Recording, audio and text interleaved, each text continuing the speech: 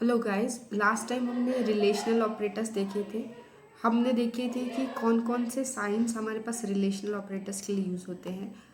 आज हम जो हमने लास्ट टाइम की पीपीटी में पढ़े थे रिलेशनल ऑपरेटर, आज हम उन रिलेशनल ऑपरेटर्स को कोडिंग के थ्रू देखेंगे। पाईचार्म का सॉफ्टवेयर ओपन कर लेंगे और इसमें हम फाइल बनाएंगे एक जिसमें हम दो दो वेरिएबल्स में डेटा सेव कर लेंगे और वो दोनों वेरिएबल्स रिलेशनल ऑपरेटर का लेफ्ट ऑपरेंड और राइट ऑपरेंड का काम करेंगे।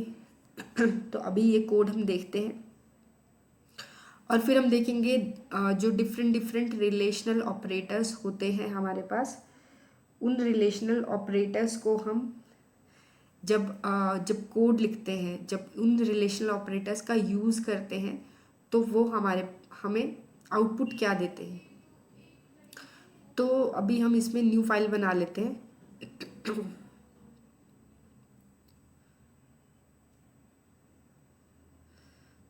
फाइल का नाम हम रखेंगे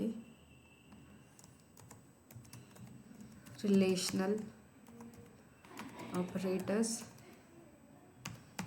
पी की एक्सटेंशन लगा के। ये हमारा बन गया नया। हम दो वेरिएबल्स ले लेंगे जो कि दो ऑपरेंड्स का काम करेंगे। तो हम एक ले लेते हैं ए वेरिएबल और उसमें वैल्यू सेव करवा लेते हैं 5 और दूसरा बी वेरिएबल में हम सेव करवा लेते हैं 2।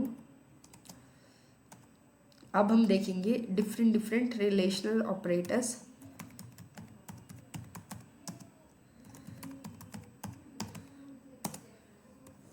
पहला रिलेशनल ऑपरेटर हम देखेंगे तो हमारे पास जो डिफरेंट डिफरेंट रिलेशनल ऑपरेटर्स थे उनमें से पहला था इक्वल टू ऑपरेटर।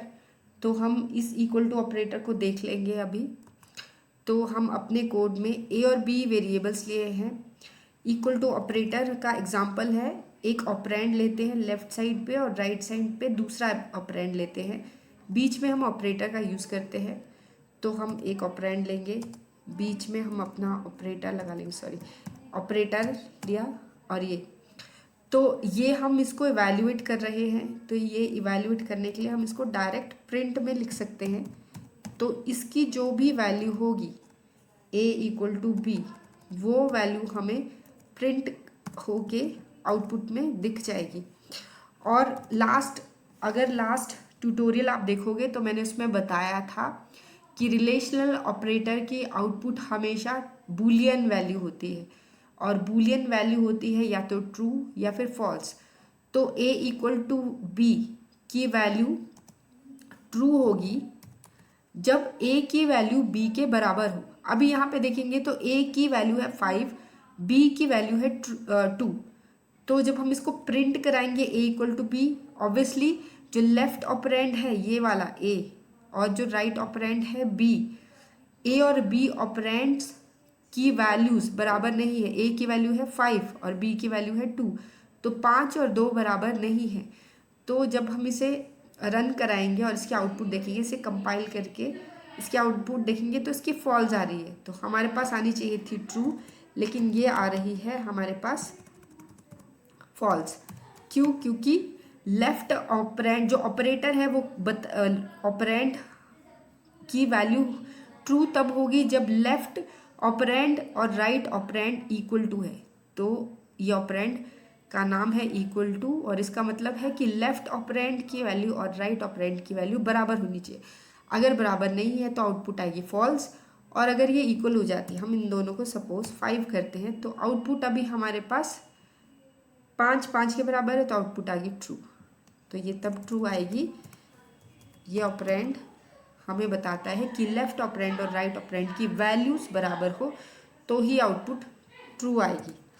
अभी नेक्स्ट हम जो देखेंगे, नेक्स्ट हम देख लेते हैं not equal to relational operator. इसमें लेफ्ट ऑपरेंड राइट ऑपरेंड के बराबर नहीं हो तो ही वैल्यू ट्रू आएगी। अभी मैंने जस्ट बताया था, लास्ट वीडियो में भी बताया था कि जब लेफ्ट ऑपरेंड राइट ऑपरेंड की जो ऑपरेटर है उसमें लेफ्ट ऑपरेंड को हम कंपेयर करते हैं राइट ऑपरेंड से। रिलेशनल ऑपरेटर्स को हम कंपैरिजन ऑपरेटर्स भी बोलते हैं क्योंकि हम लेफ्ट ऑपरेंड को कंपेयर करते हैं राइट से, और कंपैरिजन में हम चेक करते हैं कि ऑपरेटर कौन सा यूज़ किया है। अगर इक्वल टू ऑपरेटर है तो वो चेक करेगा कि लेफ्ट दोनों ऑपरेंड को कंपेयर करेगा, लेफ्ट ऑपरेंड और राइट ऑपरेंड। अगर इक्वल टू है तो ट्रू, नहीं तो फॉल्स। वैसे ही अगर हम यहाँ पे ए नॉट इक्वल टू बी लिखें ए नॉट इक्वल टू बी, तो ये हमारे पास अभी इसमें दोबारा से वैसे ही लेफ्ट ऑपरेंड को हम कंपेयर करेंगे राइट ऑपरेंड से, और ऑपरेटर कहता है कि लेफ्ट ऑपरेंड राइट ऑपरेंड के बराबर नहीं हो। अगर ये सच है, मतलब अगर लेफ्ट ऑपरेंड राइट ऑपरेंड के बराबर नहीं है तो वैल्यू आएगी हमारे पास ट्रू, अदरवाइज फॉल्स। तो अभी लेफ्ट ऑपरेंड की वैल्यू देखिए 5, राइट ऑपरेंड की वैल्यू 2, तो लेफ्ट ऑपरेंड राइट ऑपरेंड के बराबर नहीं है। इसका मतलब ये स्टेटमेंट हमारी, ये ऑपरेटर जो हमने ऑपरेटर लगाया वो सही है, वो काम सही से कर रहा है, तो हमारे पास आउटपुट आएगी ट्रू। ये आएगी ट्रू। अभी अगर हम इन दोनों को बराबर कर दें तो ऑब्वियसली जो ऑपरेंड है वो बोलता है कि नहीं, बराबर नहीं होनी चाहिए तभी ट्रू होगा, अदरवाइज फॉल्स, तो ये फॉल्स हो गया। तो इसको ट्रू होने के लिए इन दोनों की वैल्यूज़ हमारे पास बराबर नहीं होनी चाहिए। नेक्स्ट जो रिलेशनल ऑपरेटर या कंपैरिजन ऑपरेटर है वो है हमारे पास ग्रेटर देन। ग्रेटर देन में हम चेक करते हैं कि लेफ्ट ऑपरेंड हमारे पास राइट ऑपरेंड से बड़ा होना चाहिए। यहाँ पे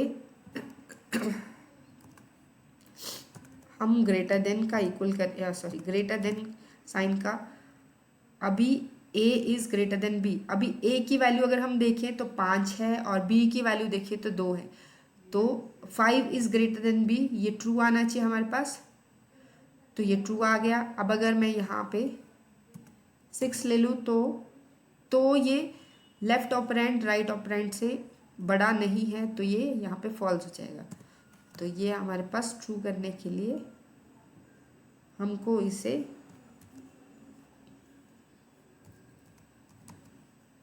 ये फॉल्स ही रहेगा। अगर हम वैल्यूज़ 5 और 2 ही रखें तो इसकी आउटपुट ट्रू ही होगी, तो ये और इसकी वैल्यू ट्रू होगी। नेक्स्ट है हमारे पास less than operator. Less than में हम दोनों ऑपरेंड्स के बीच में लेस देन सिंबल का यूज़ करते हैं। ए लेस देन बी को चेक करेंगे। अभी हम अगर चेक करें 5 इज़ लेस देन 2, 5 क्या 2 से छोटा है? नहीं। इसका मतलब इसकी वैल्यू आनी चाहिए हमारे पास फॉल्स, तो ये हमारे पास फॉल्स हो जाएगी जब हम इसे कंपाइल करके, तो ये आउटपुट आ गई फॉल्स। नेक्स्ट हमारे पास रिलेशनल ऑपरेटर है ग्रेटर देन और इक्वल टू, तो हम यहाँ पे लेस देन और इक्वल टू साइन का यूज़ करेंगे। अभी इसमें ये जो ऑपरेटर है लेस देन इक्वल टू, इसमें हम ए ऑपरेंड को बी से चेक करेंगे। दोनों जो भी हमने ऑपरेटर्स किए लेस देन और इक्वल टू इकट्ठे यूज़ किए हैं, तो दोनों को बारी बारी चेक करेंगे। पहले हम चेक करेंगे A is less than B, क्या ए छोटा है बी से? 5 इज़ लेस देन 2, नो, तो ये फॉल्स हो गया। और क्या ए बराबर है बी के? नहीं, ए बराबर बी के नहीं है। तो दोनों ही ऑपरेटर्स इंडिविजुअली भी हमारे पास फॉल्स दे रहे हैं, तो ये हमारे पास आउटपुट आएगी फॉल्स। अगर मैं यहाँ पे 5 इक्वल टू यहाँ पे 5 कर दूँ वैल्यू, तो ए लेस देन बी ये ट्रू है कि फॉल्स है? ए लेस देन बी फॉल्स है, ए इक्वल टू बी ये ट्रू है, तो तब हमारे पास आउटपुट इसकी ट्रू आएगी। तो अब इसको एग्जीक्यूट करके देखें तो ये ट्रू आ रही है, क्योंकि दोनों में से एक ऑपरेटर सही है, लेस देन तो नहीं सही है, उसकी आउटपुट फॉल्स आ रही है। बट इक्वल टू की आउटपुट अगर हम लेफ्ट और राइट और लेफ्ट ऑपरेंड के बीच में इक्वल टू का यूज़ करके देखें तो वो सही आ रही है, तो आउटपुट ओवरऑल ट्रू आएगी। और अगर हम यहाँ पे 2 लिखें तो दोनों में से ना ही वो लेस है, ना ही 5 लेस है 2 से, और ना ही 5 बराबर है 2 के, तो हमारे पास आउटपुट आएगी इसकी फॉल्स। तो ये आउटपुट हमारे पास फॉल्स आ गई। नेक्स्ट है लेस देन और इक्वल टू। लेस देन और इक्वल टू हो गया। नेक्स्ट है हमारे पास ग्रेटर देन और इक्वल टू। अभी हम यहाँ पे दोबारा ये लास्ट वाले रिलेशनल ऑपरेटर या कंपैरिजन ऑपरेटर ग्रेटर देन और इक्वल टू को चेक करेंगे। तो इसमें भी हमारे पास ए की वैल्यू देखिए 5 है और बी की वैल्यू 2 है। तो A 5 is greater than B, मतलब 5 is greater than 2। A is greater than B हमारे पास ट्रू है। तो इसकी आउटपुट हमारे पास ट्रू ही आएगी, चाहे ए इक्वल टू बी हमारे पास आउटपुट फॉल्स है, but A greater than B की आउटपुट ट्रू है तो ये ट्रू ही आएगी हमारे पास। और अगर ये बाकी अगर ये ए की वैल्यू हम छोटी ले लें या बी की वैल्यू 5 से बड़ी ले लें तो फिर दोनों ही फॉल्स जाते हैं, तब हमारे पास आउटपुट फॉल्स ही आएगी। अदरवाइज जो एक्सप्रेशन हमने शुरू में लिया था तो उसकी आउटपुट हमारे पास ट्रू ही आती है। तो ये थे हमारे पास मेन रिलेशनल ऑपरेटर्स जिनकी आउटपुट हमने देखी, उनको कंपाइल करके एग्जीक्यूट करके और इन ऑपरेटर्स को हमने यूज़ करके देखा प्रोग्रामिंग में। इनका एक्चुअल यूसेज हम आने वाले प्रोग्राम्स में, आने वाले सेशंस में देखेंगे। अभी हमारे पास अरिथमेटिक ऑपरेटर्स हो गए, रिलेशनल ऑपरेटर्स भी हो गए। नेक्स्ट हम हमारे पास बचते हैं असाइनमेंट और लॉजिकल ऑपरेटर्स। तो असाइनमेंट और लॉजिकल ऑपरेटर्स को हम आगे आने वाले सेशंस में देखेंगे। तो आई होप आपको ये समझ आ गया होगा। नेक्स्ट हम देखेंगे ये इक्वल टू, जिसको कि एक्चुअल में हम दो ऑपरेंड्स को ए और बी की वैल्यू को कंपेयर करके देखते हैं कि वो बराबर है या नहीं। और ये इक्वल टू, इन दोनों में डिफरेंस होता है। ये इक्वल टू को हम असाइनमेंट ऑपरेटर बोलते हैं, और जब हम दो इक्वल टू यूज़ करते हैं इनको हम इक्वल टू ऑपरेटर बोलते हैं।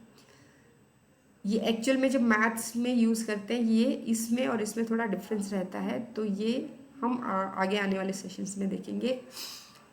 Okay guys, then see you in the next session. Till then bye.